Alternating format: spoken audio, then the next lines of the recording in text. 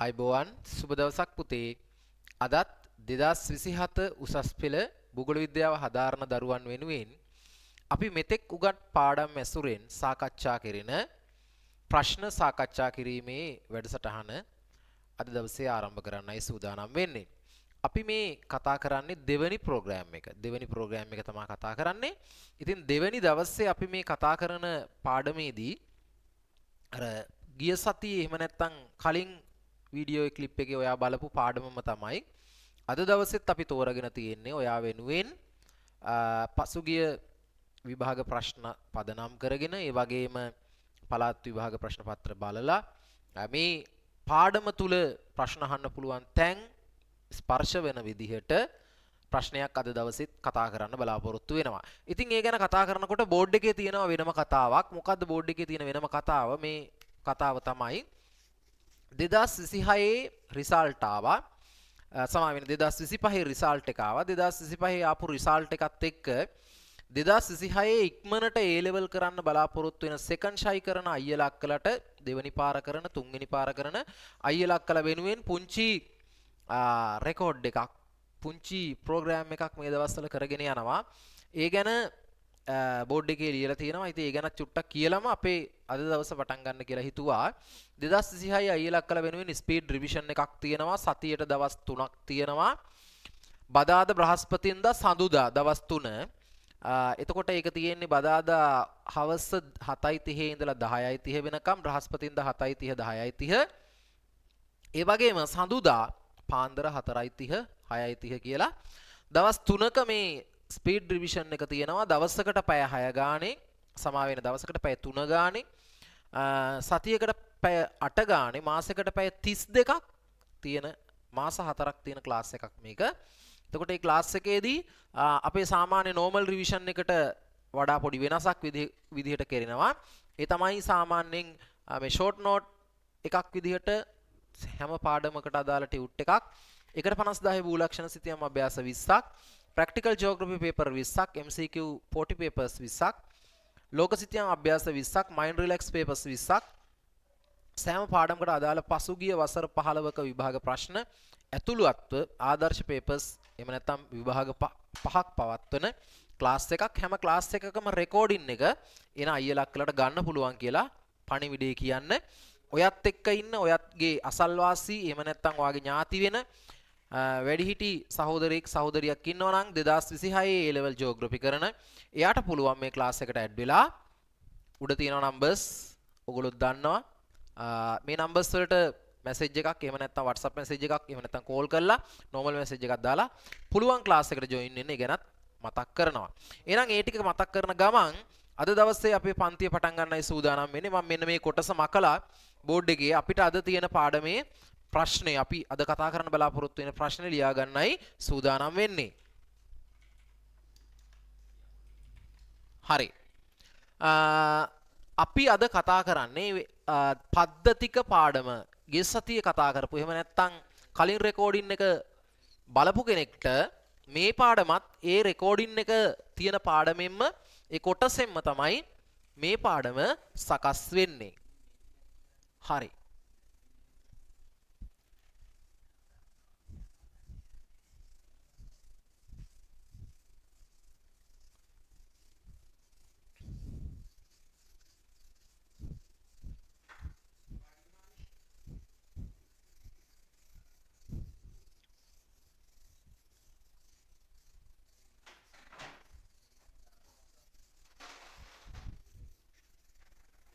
හරි. චුට්ටක් වෙලා ගන්න උනේ මේක මකා ගන්න ඕන නිසා. මොකද මේ අපේ මේ පුංචි ඇඩ්වර්ටයිස්මන්ට් එකත් අයියලා අක්කලට කියන්න ඔයාලට මතක් කරගන්න ඕන හින්දා තමයි මේක ලියලා තිබුණේ. අපි යන් අද පාඩමට මුලින් ලියාගමු ප්‍රශ්නය. මම බෝඩ් එකේ උඩින් ලියනවා ප්‍රශ්නය. හරි?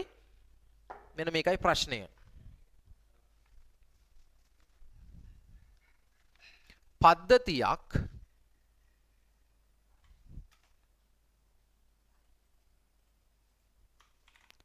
ශක්තිය හා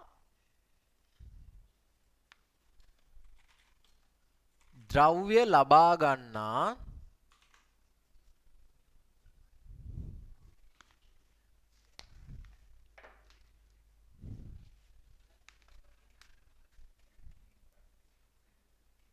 ආකාරය මත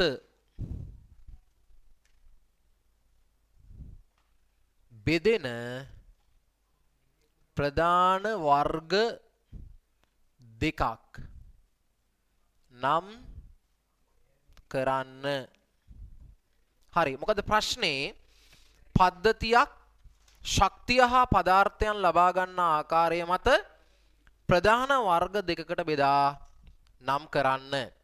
මතක තියාගන්න පද්ධති වර්ගීකරණය කරන ප්‍රධානම නිර්ණායකය තමයි පුතේ පද්ධතියක සීමාවන් ඔස්සේ ශක්තිය හා ද්‍රව්‍ය ඇතුළතට හා පිටතට ලබා ගන්නා ආකාරය කියන එක මත පද්ධති වර්ගීකරණය කිරීම සිද්ධ වෙනවා. හරිද? එතකොට ප්‍රධාන වශයෙන් පද්ධති වර්ගීකරණය කිරීම සිද්ධ කරන නිර්ණායකයක් විදිහට අපිට සලකන්න පුළුවන් ශක්තිය හා ද්‍රව්‍ය ලබා ගන්නා ආකාරය. එතකොට ඒ අනුව තියෙනවා පද්ධති වර්ග තුනක් නේද? මොනවද? ආවෘත, විවෘත, හුදකලා කියලා පද්ධති වර්ග තුනකට බෙදෙනවා. එතකොට දැන් මේ උත්තර තුනෙන් දෙකක් ඔයා ලියන්න ඕනේ. එතකොට ලකුණු දෙකක් හම්බ වෙනවා. එතකොට මොනවද මේ ආවෘත කියලා කියන්නේ? ඒ ගමම අපි මතක් කරගමුකෝ. හරි? නැත්නම් මෙතන මේ පැත්තෙන් පිටිපස්සෙන් පටන් ගමුකෝ. විවෘත හුදකලා පද්ධතියක් කියලා කියන්නේ පුතේ පද්ධතියකට සීමාවක් තියෙනවා නම් මේ සීමාවෙන් ඇතුළටවත් ඇතුළෙන් පිටටවත් කිසිම අවස්ථාවක ශක්තිය හෝ ද්‍රව්‍ය කියන සාධකයන් දෙක යන්නෙවත් එන්නෙවත් නැති පද්ධති මොනවද? අපි මේ වගේ පද්ධතියකට කියනවා හුදකලා පද්ධතියක් කියලා. දැන් මේ වගේ පද්ධතියකට උදාහරණයක් තමයි පෘථිවි වායුගෝලීය පද්ධතිය. ඊට පස්සේ ආවෘත පද්ධතියක් කියන්නේ ඕනෑම පද්ධතියක සීමාවෙන් ශක්තිය පමණක් ඇතුළත හා පිටතට ගමන් කරනවා ද්‍රව්‍ය ඇතුළටවත් පිටතටවත් ගමන් කරන්නේ නැහැ. ඒ වගේ එකක් ආවෘත පද්ධතියක්. විවෘත පද්ධතියක් කියලා කියන්නේ ශක්තිය සහ ද්‍රව්‍ය කියන සාධක දෙකම ඇතුළට හා පිටතට ගමන් කරන පද්ධති මොනවද? විවෘත පද්ධති කියලා කියනවා. හරිද? එහෙනම් පද්ධතික වර්ගීකරණය තුල පද්ධති වර්ගීකරණය කිරීමේදී පද්ධතියේ සීමා ඔස්සේ ශක්තිය හා ද්‍රව්‍ය ඇතුළට හා පිටතට ගමන් කරන රටාවත් එක්ක පද්ධති වර්ගීකරණය කිරීම සිදු කළ හැකි වෙනවා. ඔන්නෝක තමයි කතාව. මේකෙන් දෙකක් ඔයා මතක තියාගන්න ඕනේ පැහැදිලි කරන්න. මොකද්ද? පද්ධති වර්ග වර්ගීකරණය කිරීමේදී. හරි. එහෙනම් අපි මේ කොටස මකනවා ඊළඟ ප්‍රශ්නෙට යන්න බෝඩ් එක ක්ලියර් කරගන්න ඕන නිසා.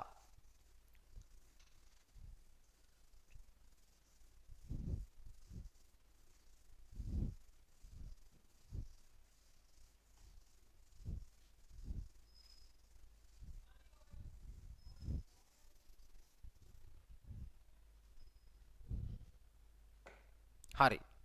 අපේ දෙවැනි ප්‍රශ්නය අද දවසේ දෙවැනි ප්‍රශ්නෙත් ලියා ගන්න ඔයාලා එක්කම ශිලාගෝල පද්ධතියේ ප්‍රධාන කොටස් රූප සටහනක් ඇඳ විස්තර කරන්න. ප්‍රශ්නේ ශිලාගෝල පද්ධතියේ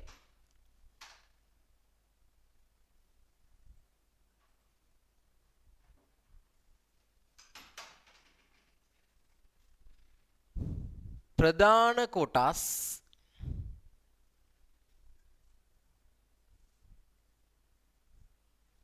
රූප සටහනක් ඇඳ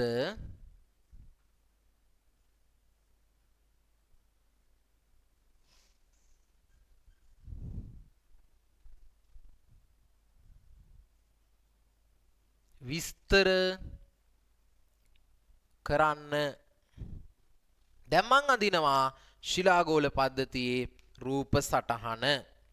අපේ පුතාලට මතක ඇති ශිලාගෝල පද්ධතියේ ප්‍රධාන කොටස් එක්ක රූප සටහන මම මේ වෙලාවේදී මෙන්න මේ විදිහට තමයි රූප සටහන අඳින්නේ.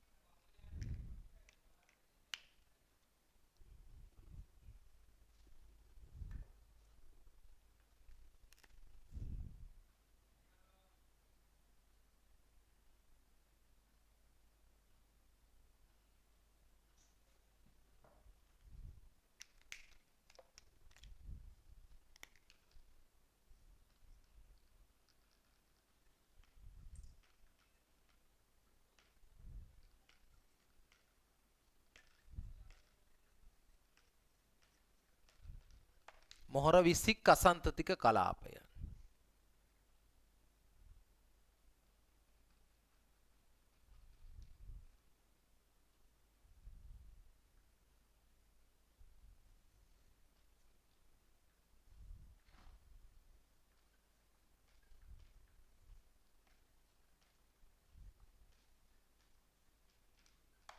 කොන්රඩ් අසන්තතිය. දැන් මේ මතක් වෙනවා අපේ දරුවන්ට.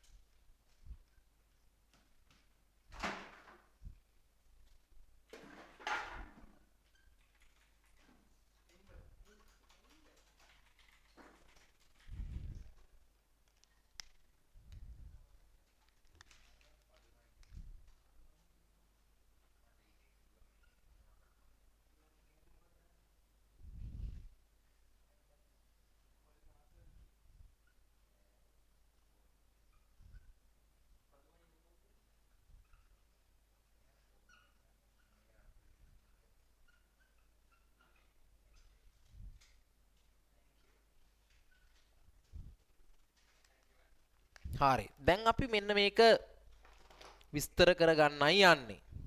හරිද? මොකද්ද අපේ ප්‍රශ්නය?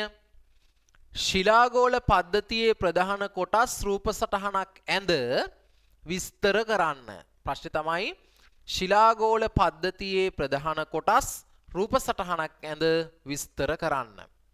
එහෙනම් මතක තියාගන්න පුතේ මෙන්න මේ ප්‍රධාන කොටස් කියන එක ගැන විශේෂයෙන් සැලකිලිමත් වෙන්න ඕනේ. ඒ වගේම රූප සටහනක් ඇඳලා තියෙන්න ඕනේ.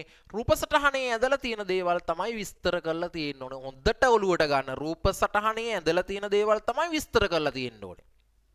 එහෙනම් ඔයා යම්කිසි කරුණක් විස්තර කරනකොට ඒ විස්තර කරන කරුණ අන්තර්ගතය රූප සටහන තුල ඇතුළත් වෙන්නේ විස්තර වෙන්නේ විග්‍රහ වෙන්නේ නැත්නම් ඔයාගේ උත්තරේ සාර්ථක වෙන්නේ නැහැ කියන එක ඔයා හොඳට මතක තියාගන්න ඕනේ.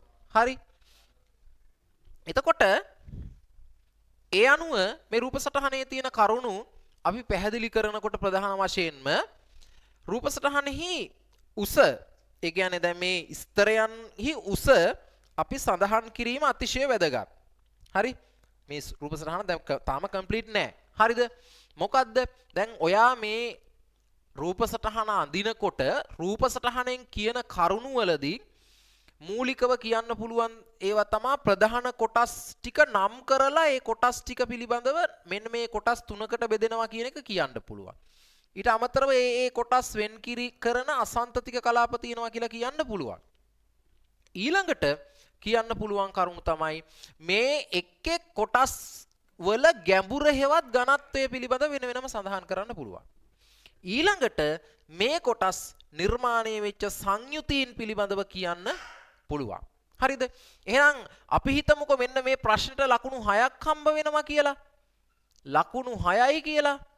මේ ලකුණු 6 පිරිනැමෙන්නේ ඔයාට මේ කරුණු 3කට අදාළව තමයි ලකුණු 6 පිරිනැමෙන්නේ. ඒ කියන්නේ දෙවරක් 3 තමයි පුතේ ලකුණු 6ක් වෙන්නේ. එතකොට දෙවරක් 3ේදී එක දෙවරක්, ඒ කියන්නේ එක දෙකක්, එක ලකුණු දෙකක් හැදෙන්න නම් ඒ තුල තියෙන්න ඕනේ හොඳ සාර්ථක ලකුණු දෙකක් දෙන්න පුළුවන් කරුණක්. දෙවණියට ආයි ලකුණු දෙකක් දෙන්න නම් ඒ තුල තියෙන්න ඕනේ හොඳ සාර්ථක කරුණක්. තුන්වෙනියට ඔය ආයි ලකුණු දෙකක් දෙන්න නම් ඒ තුල තියෙන්න ඕනේ සාර්ථක ලකුණක්. හරි? ලකුණක් දෙන්න නම් හොඳ කරුණක් තියෙන්න ඕනේ. එහෙනම් අපි මේ විදිහට කරුණු හදාගනිද්දී ඔය අනිවාර්යයෙන්ම මේ ස්තරයන්ගේ ගැඹුර සඳහන් කිරීම ඊටාම වැදගත් වෙනවා. හරිද? ඒ අනුව අපිට කියන්න පුළුවන් පුතේ මෙන්න මේ සාගරික කබොල කියන එක ගත්තාම මහද්වීපික කබොලේ ඉඳලා මේක කිලෝමීටර 70ක විතර ඝනකමක් තියෙනවා.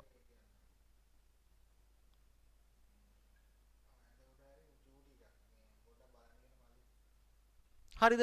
කිලෝමීටර් 70ක විතර ඝනකමක් තියෙනවා කබොල ස්තරයන් දෙකම එකට එකතු කළාට පස්සේ. හරිද?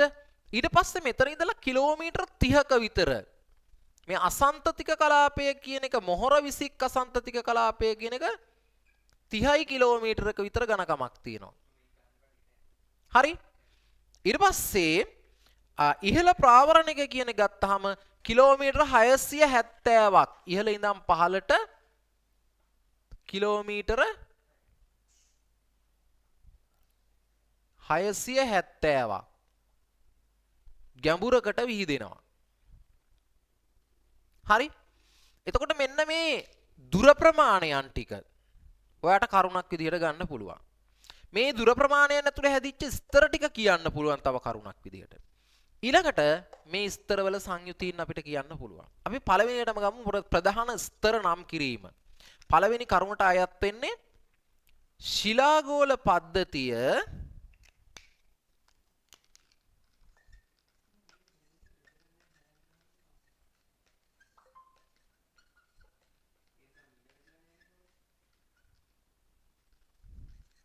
ප්‍රධාන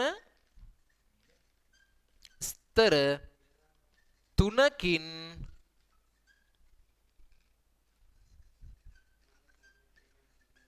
සමන්විත වේ. ඔන්න පළවෙනි කරුණ. පළවෙනි කරුණ තමයි මොකද්ද? ශිලාගෝල පද්ධතිය ප්‍රධාන ස්තර තුනකින් සමන්විත වේ කියන එක. ඒක කොහොමද විස්තර කරන්නේ? පෘථිවි පද්ධතියේ ශිලාගෝල පද්ධතිය එහෙම නැත්නම් පෘථිවි පද්ධතියේ ශිලාගෝලය ප්‍රධාන ස්තර තුනකින් සමන්විත වේ. එම ස්තර තුන ලෙස මොකද්ද? මහද්වීප කබොල, අංක 2 සාගරික කබොල, අංක 3 ඉහළ ප්‍රාවරණය යන කොටස් වලින් සමන්විත වේ. මෙම එක් එක් කොටස් පෘථුවියේ ඉහළ සිට පහළට අනුපිළිවෙලින් ශිලාගෝලය තුල ව්‍යාප්ත වී ඇත. හරි? ඔන්න ඔය කරුණු ටික කිව්වනම් ශිලාගෝල පද්ධතියේ ප්‍රධාන ස්තර තුනකින් සමන්විතය කියන කරුණ පැහැදිලි කරන්න පුළුවන්. ඊළඟට දෙවණියට අන්තර්ගත වෙන කරුණ ලකුණු දෙකක් ලැබෙන කරුණ. මොකද්ද දෙවණියට අන්තර්ගත වෙන කරුණ? දෙවණියට අන්තර්ගත වෙන කරුණ තමයි මෙම එක් එක් ස්තරයන්ගේ සංයුතිය. එහෙම නැත්නම් කියන්න පුළුවන් ශිලාගෝලයේ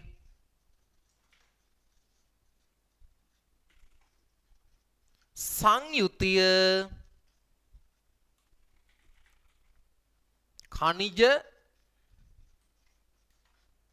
වර්ග කිහිපයකින්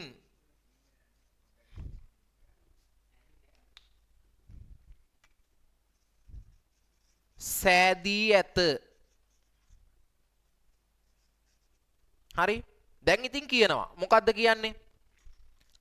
මහද්වීප කබොල නිර්මාණය වී ඇත්තේ මම කෙටියෙන් ලියන මහද්වීපික කබොල මාක කියන මහද්වීපික කබොල නිර්මාණය වී ඇත්තේ සිලිකන් සහ මං SI ලිව්වට ඔයා සිලිකන් කියලා වචනෙන්ම ලියන්න. සිලිකන් සහ ඇලුමිනියම් කියන නැත්නම් ඒල් ඇලුමිනියම් යන මූලද්‍රව්‍ය සංයෝග වීමෙනි. එසේ හේයින් මෙම ස්තරය සිලිකන් හා ඇලුමිනියම් මිශ්‍ර වී නිර්මාණය වූ නිසාවෙන් සියල් ස්තරය යන නමින් හඳුන්වනු ලබයි. ඊළඟට සාගරික කබොල සිලිකන් හා මැග්නීසියම් යන මූලද්‍රව්‍ය අන්තර්ගත වී සකස් වී ඇති අතර එම ඛනිජයන් දෙක එක්වීමෙන් නිර්මාණය වූ කොටසක් බැවින් මෙය සිමැග් ස්තරය ලෙස හඳුන්වනු ලැබේ. ඊළඟට ඉහළ ප්‍රාවරණය කොටස සිලිකන් මැග්නීසියම් සහ යකඩ යන සිලිකන් මැග්නීසියම් සහ යකඩ යන මූලද්‍රව්‍ය එක්වීමෙන් නිර්මාණය වී තිබේ. ඒ අනුව පෙනී යන්නේ ප්‍රධාන වශයෙන් මෙම ස්තරයන් නිර්මාණයට ඛනිජ වර්ග ගණනාවක් හේතු වී ඇති බව යන්නය. ඒ අනුව මෙම ඛනිජ වර්ගවල අන්තර්ගත රසායනික සංයුතිය මත සහ ස්කන්ධය මත මෙම එක් එක් ස්තරයන්ගේ ඝනත්වය වෙනස් වේ. හරි? එහෙම කියලා මේක අවසන් කරනවා. ඊට පස්සේ තුන්වෙනි කරුණට එනවා. තුන්වෙනි කරුණ තමා මොකක්ද? එකිනෙක ස්තර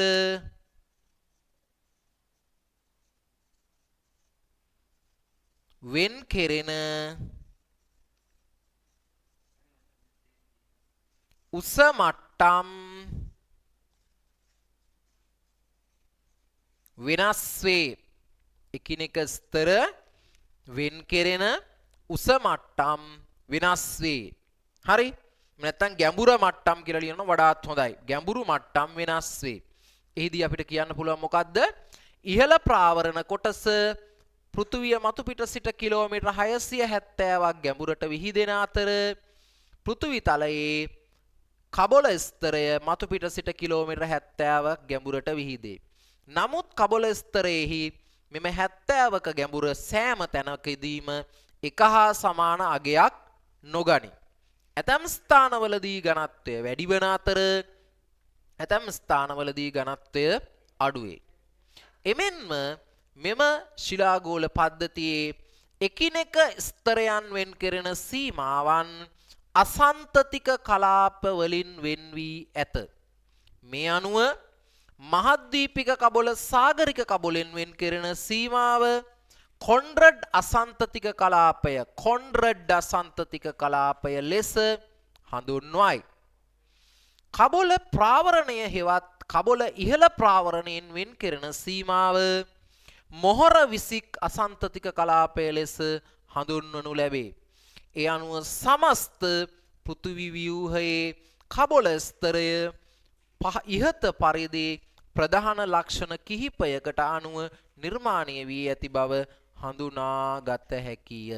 හරි, ඔන්නෝම කියලා ලස්සනට උත්තරේ අවසන් කරන්න පුළුවන් පිළිවෙලකට රූපේ තියෙනවා, කියපු කරුණු ටික රූපේ නම් කරලා තියෙනවා, රූපයේ ඇසුරෙන් කරුණු ටික කියලා තියෙන්නේ. එහෙනම් බලන කෙනාට ලකුණු කපලා අයින් කරන්න කිසිම සාධාරණත්වයක් නැහැ. කිසිම හේතුවක් නැහැ. මොකද දැන් මේකේ කියලා තියෙන්නේ රූප සටහනක් ඇඳ විස්තර කරන්න. ඒ කියන්නේ රූප සටහන තුලින් තමයි විස්තරය ගොනුගත වෙන්න ඕනේ.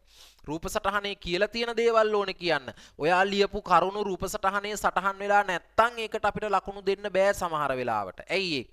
දැන් මෙහෙම තියෙනවයි කියලා හිතාගෙන අපි ලකුණු දෙන්නේ නැහැ. මේ ළමයා මේක දන්නවා, මේක මෙතන කියලා තියෙන ඒකත් දන්නවා, ඒකයි මෙතන නොලිව්වට ඒ කරුණ ඒකේ දන්නවා. එහෙමයි කියලා කියන්නේ අපි දී ඇති උපදේශ අනුව තමයි ප්‍රශ්න පත්‍රයක ප්‍රශ්නයකට උත්තර ලියන්න ඕනේ. එහෙනම් දී ඇති උපදේශ සහ ප්‍රශ්නෙන් අහලා තියෙන කරුණ තේරුම් අරගෙන ඊට අනුගත උත්තර ලියලා නැත්නම් සාධනීය ලකුණක් ලැබෙන්නේ නැහැ දරුවෙක්ට. මතක තියාගන්න, දැන් මම මේ කියපු විදිහට ලිව්වොත් සාධනීය ලකුණක් ලැබෙනවා. ඇයි ඒ? ඔයාට අහලා තියෙන ප්‍රශ්නේ ඔයා ප්‍රශ්නේ තේරුම් අරගෙන ප්‍රශ්නට අදාළව උත්තරේ පිළිවෙලකට ගොනුගත කරලා ලියලා තියෙන නිසා. හරි, එහෙනම් ඔන්න ඔය විදිහට මේ ප්‍රශ්නට ලකුණු 6ක් අරගන්න උත්තරය ලියන්න පුළුවන්. දැන් මේ වගේම කලින් දවසේ කතා කරපු ප්‍රශ්න ඇතුළෙත් තියෙනවා මේ වගේ මම ලස්සනට පිළිවෙලකට කොහොමද ප්‍රශ්නයකට උත්තර ලියන්නේ කියලා ගොනුගත කරලා කියා දීපු විදිහ.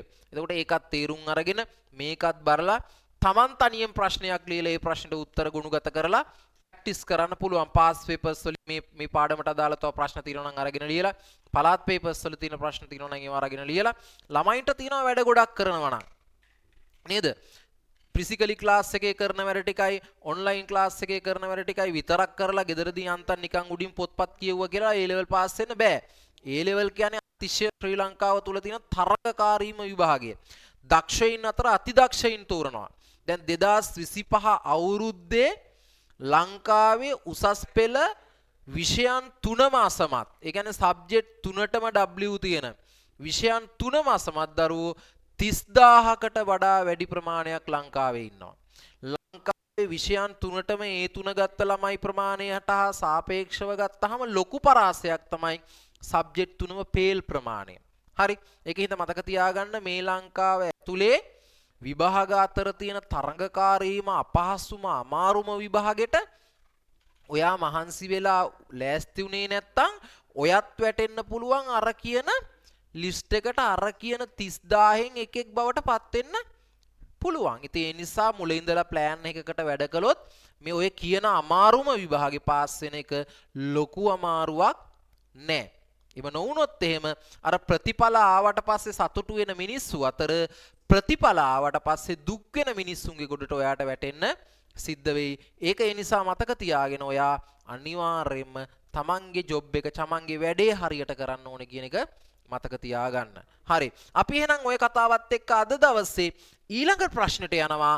මොකක්ද අද දවසේ තුන්වෙනි ප්‍රශ්නේ? හරි. බෝඩ් එකේ ලියනවා තුන්වෙනි ප්‍රශ්නේ. ඊට පස්සේ අපි කතා කරමු මොකද්ද තුන්වෙනි ප්‍රශ්නෙට උත්තර ලියන්නේ කොහොමද කියලා.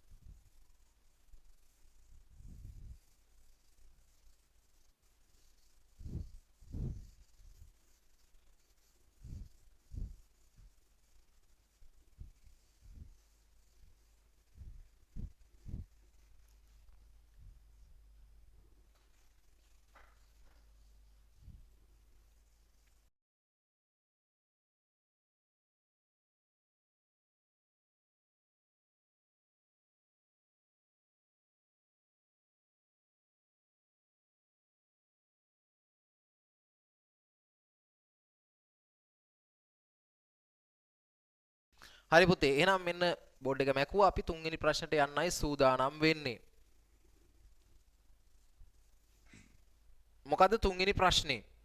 ජෛවගෝල පද්ධතියේ ප්‍රධාන ජෛව සංවිධාන මට්ටම් 3ක් විස්තර කරන්න. තාම යන්නේ අපි අර විස්තර කරනවා කියන කෑල්ලේ යන්නේ. තාම ළමයින්ට අමාරු ප්‍රශ්න වලට අමාරු ක්‍රියාපද වලට ආවේ නැහැ ප්‍රශ්නේ ඈ. ජෛවගෝල පද්ධතියේ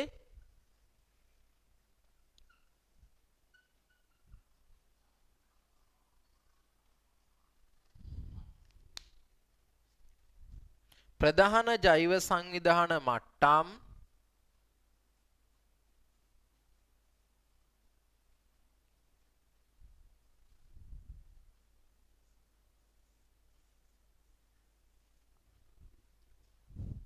තුනක් විස්තර කරන්න.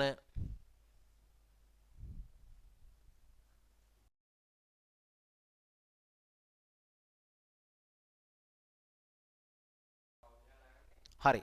මම මේ ප්‍රශ්න චුට්ටක් ලියා ගන්න කියලා තියලා මේ විලාව දුන්නේ. අපි එහෙනම් යම් ප්‍රශ්නේ කතා කරන්න. ජෛවගෝල පද්ධතියේ ප්‍රධාන ජෛව සංවිධාන මට්ටම් 3ක් විස්තර කරන්න. ජෛවගෝල පද්ධතියේ ප්‍රධාන ජෛව සංවිධාන මට්ටම් 3ක් විස්තර කරන්න. හරිද? ජෛවගෝල පද්ධතියේ ප්‍රධාන ජෛව සංවිධාන මට්ටම් 3ක් විස්තර කරන්න කිව්වහම මෙන්න මේ කොටස. හරිද? මෙන්න මේ කොටස ගැන වැඩි අවධානයක් යොමු කරමු. ජෛවගෝල පද්ධතියේ ප්‍රධාන ජෛව සංවිධාන මට්ටම් 3ක්. හරි. ජෛවගෝල පද්ධතියේ ප්‍රධාන ජෛව සංවිධාන මට්ටම් කිව්වහම ප්‍රධාන ජෛව සංවිධාන මට්ටම් තියෙනවා මෙන්න මේවා. මොනවද ජෛව සංවිධාන මට්ටම්? මෙන්න මේවා. ඒකයිකික ජීවියා,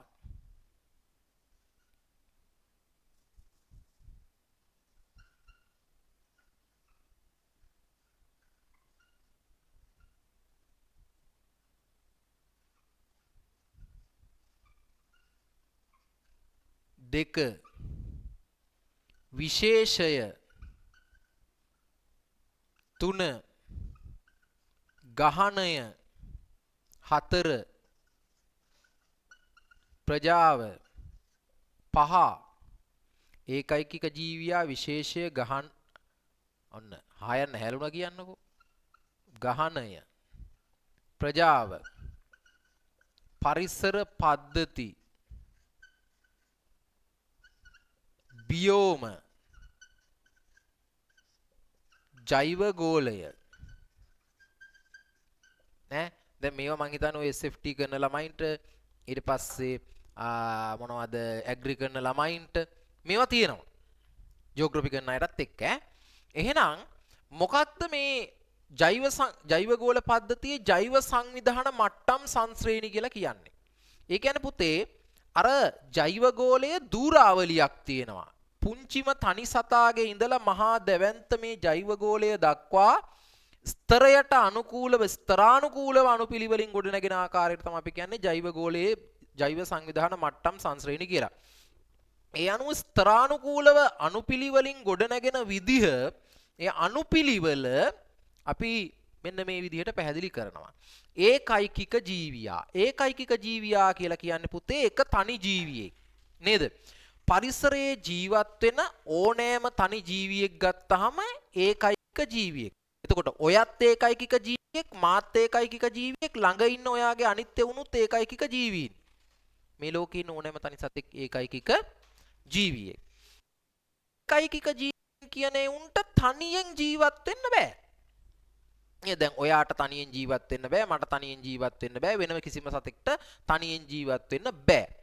අඩුම ගානේ බබා ඔයා ඒ කියන්නේ ඒකයිකික ජීවියෙක් පරිසරයේ වායු ගෝලයේ, ජල ගෝලයේ, ශිලා ගෝලයේ, ජෛව ගෝලයේත් එක්කවත් අන්තර් සමගතාවයක් තියාගෙන ජීවත් වෙන්න ඕනේ. මේ දෙන්න අතර තියෙන කම්බයින් එක නැත්තම් මේ වැඩේ දුවන්නේ නැහැ. ඒ නිසා ඒකයිකික ජීවියෙක් කියලා කියන්නෙම පුතේ එක තනි ජීවියෙක් කියලා කියන්නේ පුතේ පරිසරයක විශේෂිතම සාධකයක්. මෙයා සෑම විටම පරිසරයේ තියෙන අජෛව සංරචකත් එක්ක සම්බන්ධ වෙනවා. ඒ වගේම අජෛව සංරචක වලට ශක්තිය, ඒ ද්‍රව්‍ය, මූල මේ දේවල් ලබා ගන්නවා. පරිසරයටත් දේවල් දෙනවා. ඒ වගේම තවත් විවිධ අවශ්‍යතා සඳහා තවත් ඒ වගේම ඒකයිකික ජීවීන් එක්ක සම්බන්ධතා පවත්වනවා. ආහාර ලබා ගැනීමේදී ප්‍රජනනය පිණිස සම්බන්ධතා පවත්වනවා.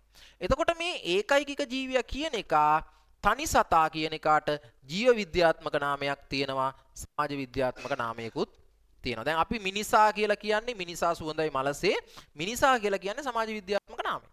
හැබැයි හෝමෝ සේපියන් කියලා කියන අපිට තියෙන බයොලොජිකලි නේම් එක. ඕනම සතෙක්ට ඒ විදිහට තියෙනවා. ඒකයිකික ජීවීන් එකතු වෙලා තමා පුතේ ඊළඟ ජෛව සංවිධාන මට්ටම ගොඩ නැගෙන්නේ. මොකද්ද ඊළඟ ජෛව සංවිධාන මට්ටම? විශේෂය. ජෛව ගෝලයක තියෙන ඊළඟ සංවිධාන මට්ටම තමයි විශේෂය. විශේෂයක් කියලා කියන්නේ පුතේ අන්තර් අභිජනනයෙන් සරුජනිතේකු බිහි කළ හැකි එකම වර්ගයකට අයත් සත්ව කාණ්ඩයකට කියනවා විශේෂයක් කියලා. මොකක්ද මේ අන්තර් අභිජනනයෙන් සරුජනිතේක් බිහි කළ හැක්කේ කියලා කියන්නේ? ඒ කියන්නේ ඕනම සතෙක් පැටියෙක් බිහි කරන්න නම් අනිවාර්යයෙන්ම ප්‍රජනන කාර්යය කරන්න ඕනේ. දැන් ගහක ගෙඩියක් හැදෙන්නත් ඕක අදාළයි.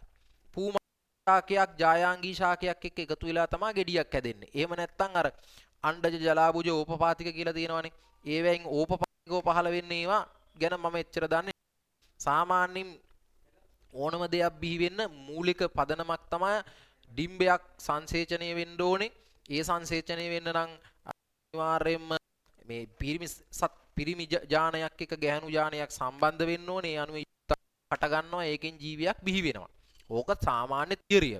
එතකොට මේ තියරියේදී පිරිමි සතෙකුයි ගැහණු සතෙකුයි කියලා දෙන්නෙක් එකතු වෙනකොට වෙන දෙන්නේ බ්‍රෑන්ඩ් එකක් වෙන්න ඕනේ.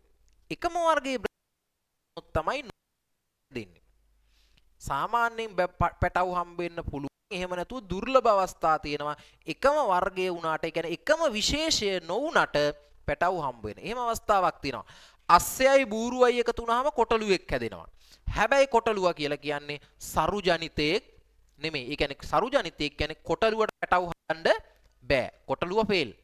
හරි? එහෙනම් ඕනෑම පරිසරයක ජීවත් වෙන අන්තර් අභිජනනයෙන් සරුජනිතයෙක් බිහි කරන්න පුළුවන් ජීවියෙක්ට අපි කියනවා මොකෙක් කියලාද? විශේෂයක් කියලා. ඒ ජීව කාණ්ඩයකට කියනවා විශේෂයක්. එතකොට විශේෂ තියෙනවා වර්ග කීපයකට බෙදෙනවා විශේෂ. යම්කිසි රටක ඒ දේශයේ ඒ කලාපේ විතරක් ජීවත් වෙන උන්ට කියන්නේ ඒකදේශික විශේෂ. ඒ ප්‍රදේශේ විතරයි. දැන් ලංකාවේ කැහිබෙල්ලා, බුලත් සපයා වගේ මත්ස්‍යයෝ, කුරුල්ලෝ ඒකදේශිකයි. ඊට පස්සේ දේශීය විශේෂ කියලා ඉන්නවා. දේශීය විශේෂ කියලා කියන්නේ යම් රටක ජීවත් වෙනවා, ඒ ජාතිය මේකෙක් වෙනත් රටක ජීවත් වෙනවා. හැබැයි ඒ රටට මෙහෙන්වත් මේ රටට එහෙන්වත් හඳුන්වා දීලා නැහැ. එයාලා එහෙ අය, මෙයාලා මෙහෙ අය. දැන් ඕකට හොඳම උදාහරණය තමයි පුතේ විලෝපික සත්වයෙක් වෙන අපි කියනවා කැට් ෆැමිලි එකේ ඉන්න අපි කියන්නේ ඔයා කතා කරන සිංහයා සමා වෙන්න දිවියා කොටියා ව්‍යාග්‍රයා මේ ඔක්කොම බ්‍රෑන්ඩඩ් ඇවිල්ලා පුතේ අදාළ රටේ කම්පැනි වල ගහපුවා. ඒ කියන්නේ ඒ රටවල් වල සත්තු. හරිද? ඒ රටේ ඉන්න ව්‍යාග්‍රයා පාකිස්තානයේ බංගලාදේශයේ ඉන්න ලංකාවේ කොටියට ක්‍රොස් වෙලා හැදුන්නේ නැහැ. ලංකාවේ ඉන්න කොටියා ලංකාවේ කොටි. බංග්ලාදේශයේ ඉන්න ව්‍යාග්‍රයා බංග්ලාදේශ ව්‍යාග්‍රයා. ලංකාවේ ඉන්න ලෙපර්ඩ් කියලා දිවිය කියලා කොටියා කියලා කියන එක ලංකාවේ ජාන පරම්පරාවක නිර්මාණයක්. හරිද? එහෙනම් එයා මොකෙක්ද? දේශීය විශේෂ.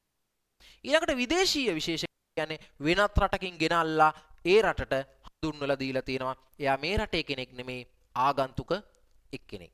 ඒ වගේ අයට කියනවා විදේශීය විශේෂ. එහෙනම් විශේෂ ওই විදිහට කතා කරනවා. ඊළඟට කතා කරනවා අපි ගහණයක්. මොකද පරිසර පද්ධතියක ජීවත් වෙන ජෛව සංවිධාන මට්ටමක ගහණයක් කියන්නේ. ගහණයක් කියලා කියන්නේ පුතේ ඒ වචනේ ලියන්න මෙන්න මේ ටික අනිවාර්යෙන් තියෙන්න ඕනේ. නිශ්චිත කාල සීමාවකදී නිශ්චිත ප්‍රදේශයක ජීවත් වන එකම විශේෂයකට අයත් ජීවීන් විශේෂයක් ලෙස හඳුන්වනු ලබයි. නිශ්චිත කාලය කියන වචනේ තියෙන්න ඕනේ. නිශ්චිත ප්‍රදේශයක් කියන එක තියෙන්න ඕනේ. එකම විශේෂයකට අයත් ජීවීන් කියන එක තියෙන්න ඕනේ. ඒ වගේ වුණොත් ඒගොල්ලන්ට කියන මොකක් කියලාද? ඒ වගේ එකකට කියනවා ගහණයක් කියලා. ඊළඟට පුතේ ගහන කිහිපයක් එකට එකතු වෙලා හැදෙනවා මොකද්ද? ප්‍රජාවක්. ගහන කිහිපයක් එකට එකතු වෙලා ඒහා සමගාමීව හැදෙනවා ප්‍රජාවක්. ප්‍රජාවක් පුතේ පරිසරයක තියෙන අජෛව සංරචක ටිකත් එක්ක එකතු වුණාට පස්සේ එතන හැදෙනවා පරිසර පද්ධති. පරිසර පද්ධති ප්‍රසාරණය වෙලා හැදෙනවා පුතේ බියෝම. බියෝම ප්‍රසාරණය වෙලා හැදෙනවා මොකද්ද? ජෛව ගෝලය. ඉතින් ඔන්න ඔය අවස්ථාවන් ටික විස්තර කරන්න පුළුවන් ඔයාට. සාර්ථක ලකුණක් ගන්න. මෙන්න මේ උඩ මට්ටම් වලින් ගන්න. එතකොට ලොකු කරුණු ප්‍රමාණයක් ලියන්න පුළුවන්. එතකොට උඩ මට්ටම් වලින් ගත්තාම මුකුත් නෑ මේ එක එක දේවල් ගැන මේකෙන් කියන්නේ මොකද්ද මේකෙන් කියන්නේ මොකද්ද මේකෙන් කියන්නේ මොකද්ද කියලා ලිව්ව ගමන් ඔයාට සම්පූර්ණ ලකුණක් හොයාගන්න හදාගන්න පුළුවන්. හරිද? බැරිද? බැරි නෑ. දැන් එදා වගේ මම ස්ලෝ යන්නේ නෑ. දැන් පළවෙනි දවසේ බොහොම හිමින් ලියන හැටි බෙදෙන හැටි බෙදා ගන්න හැටි කියා දුන්නා. දැන් මගේ වීඩියෝ ක්ලිප් බලනවා නම් දැන් මේ පාඩමට අදාළ වීඩියෝ ක්ලිප් එක තියෙනවා පද්ධතික සංකල්පය කියලා එකම තම්බෙල් එකෙන් තමයි YouTube එකේ අප්ලෝඩ් කරලා තියෙන්නේ 1 2 3 4 5 කියලා අපි මම හිතාගෙන ඉන්න ප්‍රශ්න පහක් කතා කරන්න ප්‍රශ්න පහට නම්බර්ස් දාලා තියෙනවා 1 බලන්න 2 බලන්න 3 බලන්න 4 බලන්න 5 බලන්න 5 බලලා එක බැලුවොත් තේරෙන්නේ නැහැ. ඇයි? පියවරෙන් පියවර ළමයාට දැනුම වර්ධනය කරගන්න විදිහත් එක්ක උත්තරයකට හැදෙන්නේ කොහොමද කියන එකත් එක්ක ප්ලෑන් කරලා තමයි මම වීඩියෝ ක්ලිප් ටික හදන්නේ. ඔයාට ඒ ටික දෙන්නේ. ඔයාට ඒ පාඩම් ටික කරන්නේ. ඒ නිසා ඔයා මොකද කරන්න ඕනේ? ඒ පාඩම් කරන දවසට එන්න බැරි නම් පස්සේ බලනවා නම් ඔයා වීඩියෝ එක බලන්න ඕනේ. අගින් බලලා මුලින් නෙමෙයි මුලින් ඉඳන් අගට පිළිවෙලකට ඕනේ බලන්න. එහෙම වුණොත් තමයි ඔයාට මේක තේරෙන්නේ. ඒක හොඳට බලන්න. ඒක හොඳට කියන ඔයාගේ යාළුවෙක්ට මේක බලන්න කියනවා නම් මගේ ක්ලාස් එකෙන් නැති වෙන කෙනෙක්ට මේක බලන්න කියනවා නම් අන්න එතකොට කියන්න පද්ධතික පාඩමේ අපේ සර් ප්‍රශ්න වලට උත්තර ලියන හැටි කියා දීලා තියෙනවා. ඒක බලන්න ඕනේ ඔයා කොහොමද පාඩම් වල අදාළ පාඩමේ මාතෘකාවේ කාලේ කුප්පිය කියන YouTube channel එකේ තියෙනවා පුතේ පාඩමත් එක්ක අදාළ අංකය දාලා තම්බෙල් එකේ ඒ වීඩියෝ එක බලන්න ඉස්සෙල්ලා ඒක පේනවා. එතකොට ඔයාට ඒක බලලා තමයි කියන්නේ ඒකත් එක්ක සිලෙක්ට් කරලා බලන්න. හරි තේරෙනවද කියන කතාව? හරි. දැන් අපි එහෙනම් යනවා ඉස්සරහට. පස්සට යන්න බෑ අපිට දැන් ඈ. තව මාස ගාණයි තියෙන්නේ. දැන් අපි හිතාගෙන ඉන්නවා අපි මේ අවුරුද්දේ නෙමෙයි අපි ලබන අවුරුද්දේ. ලබන අවුරුද්ද කියලා කියන්නේ සෑහෙන කාලයක් තියෙනවා. සෑහෙන කාලේ තමයි පුතේ තව මාස ගාණක් ඔයාලටත් තියෙනවා කියන එක. හොඳේ.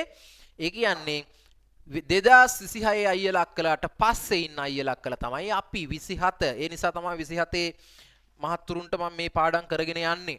හරි? එහෙනම් යන් ඉස්සරහට ඊළඟ ප්‍රශ්නෙට මේ අද ප්‍රශ්නේ 4 වෙනි කොටස.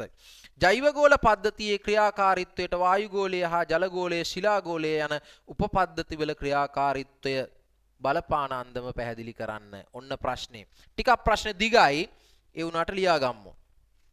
මොකද ප්‍රශ්නේ ජෛවගෝල පද්ධතියේ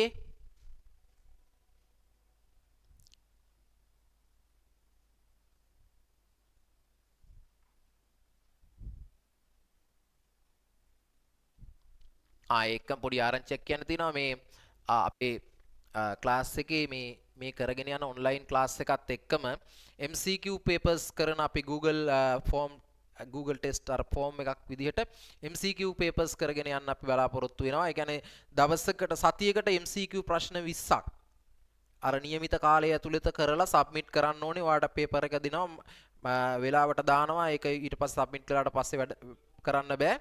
එතකොට Google form එකේ ඔයා උත්තර ටික දාලා හදන්න ඕනේ. ඔයාට ටික් කරන්න තියෙන හරි උත්තරය හෝ වැරදි උත්තරය හෝ වඩාත් ආසන ගැලපෙන හෝ මොකක් හෝ එකයි මම අහන ප්‍රශ්නෙන් අදාළ විදිහට ඔයාට අංකයක් දෙනවා. ඒ අංකෙන් තමයි ඔයා ඒකට ලොග් වෙන්න ඕනේ. ඊට අදාළව අංකේ දාලා ඔයා ෆිල් කරන්න ඕනේ. ඊට පස්සේ අපි මාසයකට බලනවා කවුද මේ Google form ටිකට අදාළ papers ටික කරලා තියෙන්නේ කියලා ඉවරලා. හරිද? සාධාරණ හේතු නැතුව අසාධාරණ හේතු මත නොකර ඉන්න බෑ. හැමෝම කරන්න ඕනේ. හරිද? මේ කරන වැඩපිළිවෙලේ අවසානයේ ඔයා අනිවාර්යයෙන්ම ඒ අකුරකට අරගෙන යනවා කියන ටාගට් එක. හරිද? අපේ ක්ලාස් වල ඉන්න හැම ළමයාම අනිවාර්යෙන් ජියෝග්‍රැෆි වලට 90ට වැඩි ලකුණක් ගන්න ඕනේ. එතකොට අනිත් සබ්ජෙක්ට් වලටත් ඒ විදිහට හදාගන්න ඒ වගේ වැඩ කරන ගුරුවරු ගාවට යන්න. හරිද? පාරේ යනකොට දකින්න බෝඩ් එක දකින්නවට ලස්සනට දකින්නවට ආපු වාහනේ දකින්නවට සර්ගේ වීඩියෝ ක්ලිප් දකින්නවට එහෙම නැත්නම් TikTok එකේ සර් ලස්සනට කරනවා දකින්නවට මිස් ලස්සන කරනවට දකින්නවට පන්ති ගිහිල්ලා අනාගෙන හලාගෙන නන්නත්තර වෙලා කියන්න එපා පස්සේ සර් ජියෝග්‍රැෆි වලට අනිත් දෙකට CS කියලා ඔන්න දෙක දැම්ම කිව්වා. ජෛවගෝල පද්ධතියේ ක්‍රියාකාරීත්වයට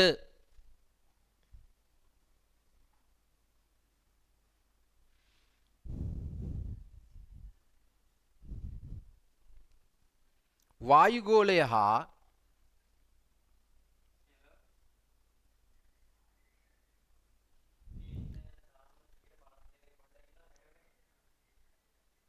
ජලගෝලය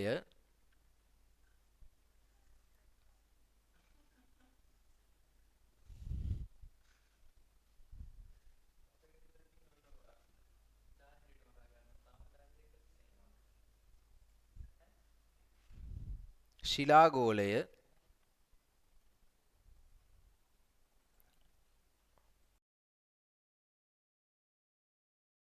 ඔය බලහන් ඔය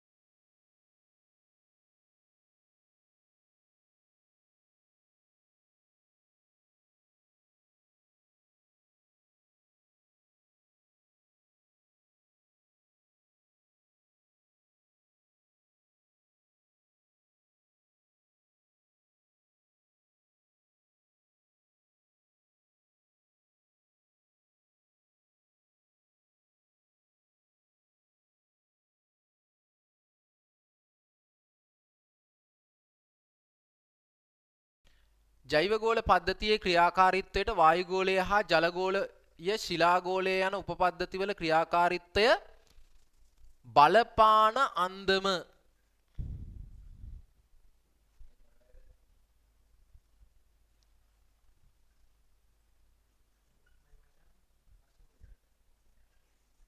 පැහැදිලි කරන්න. ඔන්න ප්‍රශ්නේ.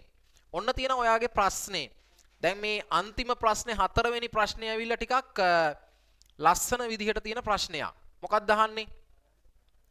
ජෛවගෝල පද්ධතියේ ක්‍රියාකාරීත්වයට මෙන්න තියෙනවා ජෛවගෝලය. මේකට සුදා මොකද්ද? වායුගෝලය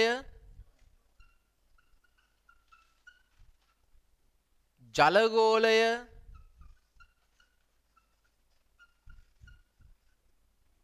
ඊළඟට ශිලාගෝලය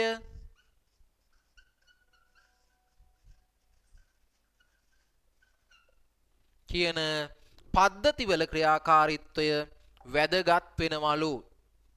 ඒ කියන්නේ මේක දුවන්න මෙන්න මේවෙන් සපෝට් එකක් ඕනේ. හරි?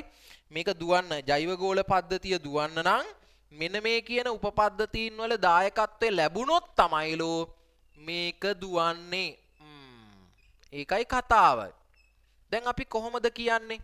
ජෛව ගෝලයේ ජීවීන්ගේ ප්‍රභා සංශ්ලේෂණ ක්‍රියාවලියට වායු ගෝලය අත්‍යවශ්‍යයි නේද? වායු ගෝල පද්ධතියේ පවතින කාබන් ඩයොක්සයිඩ් වායුව සහ ඔක්සිජන් වායුව ප්‍රතික්‍රියා කිරීමේ ස්වභාවය හා ප්‍රමාණය මත ජෛව ගෝල පද්ධතිය ක්‍රියාත්මක වෙනවා. වායු ගෝල පද්ධතියේ පවතින කාබන් ඩයොක්සයිඩ් සහ ඔක්සිජන් වායුව තමයි ප්‍රභා සංශ්ලේෂණයේ ශක්තිය ප්‍රධානතම ශක්තියක් ලබා ගන්න අවස්ථාවක් වෙන්නේ. හිරුගේ සූර්ය ශක්තිය ලබා ගන්නවා වගේම මොකද්ද? වායු ගෝලයේ සහ වායු ගෝලයේ පවතින කාබන් ඩයොක්සයිඩ් සහ ඔක්සිජන් මේකට වැදගත් වෙනවා. ඊළඟට ජෛව ගෝලයේ ජීවීන්ගේ ශරීර තුල ශක්තිය ශරීර තුල පදාර්ථ හුවමාරු කරන ප්‍රධානතම වාහකය ජලය. ජෛව ජලය කියන එක ගත්තාම ජෛව ජලයෙන් ජීව ස්කන්ධ තුල පවතින අපේ ශරීරයේ තියෙන ජලය තමයි පුතේ ශරීරයේ රුධිරයත් එක්ක මිශ්‍ර වෙලා ජලය ලෙස රුධිරයේ තියෙන ජලය වැඩිපුර ඒ ශරීරයේ තුල ශක්තිය අරගෙන යන්නේ. ඊළඟට ශිලාගෝල පද්ධතිය කියන එක ගත්තට පස්සේ ශිලාගෝල පද්ධතිය තුල තියෙන පුතේ ප්‍රධාන වශයෙන්ම ඛනිජ ලවණ. මොනවද තියෙන්නේ? ප්‍රධාන මහේක්ෂ මූලද්‍රව්‍ය. නයිට්‍රජන්, පොස්පරස්, පොටෑසියම්, කැල්සියම් වගේ මූලද්‍රව්‍ය. මේ මූලද්‍රව්‍ය වලින් තමයි ජෛව ගෝල පද්ධතියේ ජීවීන්ට අවශ්‍ය ශක්තිය ලබා දෙන්නේ. විශේෂයෙන්ම හිරුගේ ශක්තිය වගේම ඛනිජමය ලවණ, ඛනිජ ලවණ ප්‍රමාණය ලබා ගන්න නම් ශිලාගෝලයෙන් අනිවාර්යයෙන් මේ ශක්තිය ලැබෙන්න ඕනේ. ගස්වල මූල පද්ධතියට ලබා දෙන්නේ පොහොර විදිහට උරාගන්නේ ශිලාගෝලයේ තියෙන ශක්තිය. හරිද? එහෙනම් දැන් ওই කතාව තමයි ගොඩනගන්න ඕනේ. කොහොමද මේකට ලියන පළවෙනි කරුණ වෙන්නේ? පළවෙනි කරුණ වෙන්නේ ජෛව ගෝල පද්ධතියේ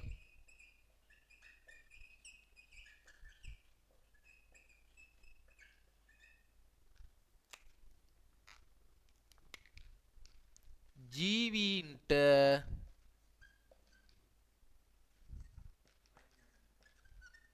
ශ්වසනය සඳහා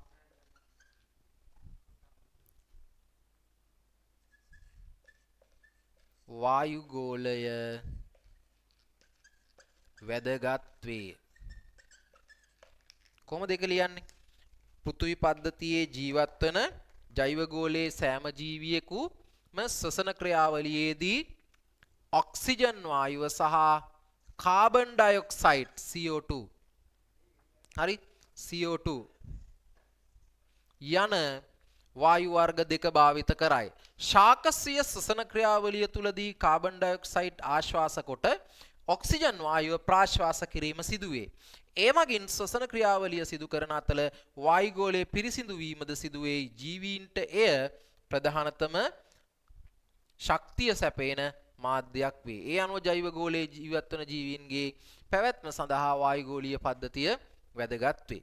හරි. ඊට අමතරව සියලු කාලගුණික හා දේශගුණික සංසිද්ධීන් සිදුවන්නේ වායු ගෝලය තුල වන බැවින් ජෛව ගෝලීය ජීවීන්ගේ පැවැත්මටද එය ඊටා වැදගත් වී ඇත. ඊළඟට පුතේ ජලගෝල පද්ධතිය. මොකද්ද ජලගෝල පද්ධතිය කියන්නේ? ජලගෝල පද්ධතිය කියලා කියන්නේ පෘථිවි පද්ධතියේ ජීවීන්ගේ ශරීර තුල පවතින ශක්තිය හුවමාරු කරන ප්‍රධානතම වාහකයක් විදිහට ක්‍රියාත්මක වෙනවා. ජීවීන්ගේ ශරීර තුල ශක්තිය නිරන්තරයෙන් හුවමාරු කරමින් ශක්ති ජනක ජීව ශරීර තුල හුවමාරු කිරීමේ ප්‍රධාන කාර්යය පැවරී ඇත්තේ ජලගෝලයටද. ඒ ගෝලයටයි. ඒ අනුව පරිසර පද්ධතියක පැවැත්ම සඳහා ජෛව ගෝලයේ ජලගෝලය වැදගත් වේ.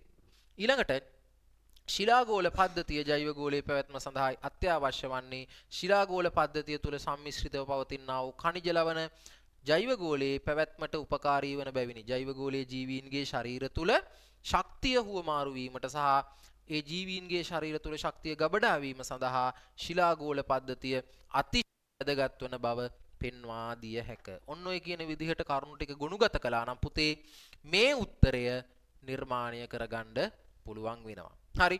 එහෙනම් අපි අද දවසේදී සම්පූර්ණ ප්‍රශ්නයක් කතා කළා. පද්ධතික පාඩමේ දෙවැනි ප්‍රශ්නය ලකුණු 20ක ප්‍රශ්නයක්. මෙන්න මේ විදිහටයි උත්තර ටික ගොඩ නැගෙන්නේ.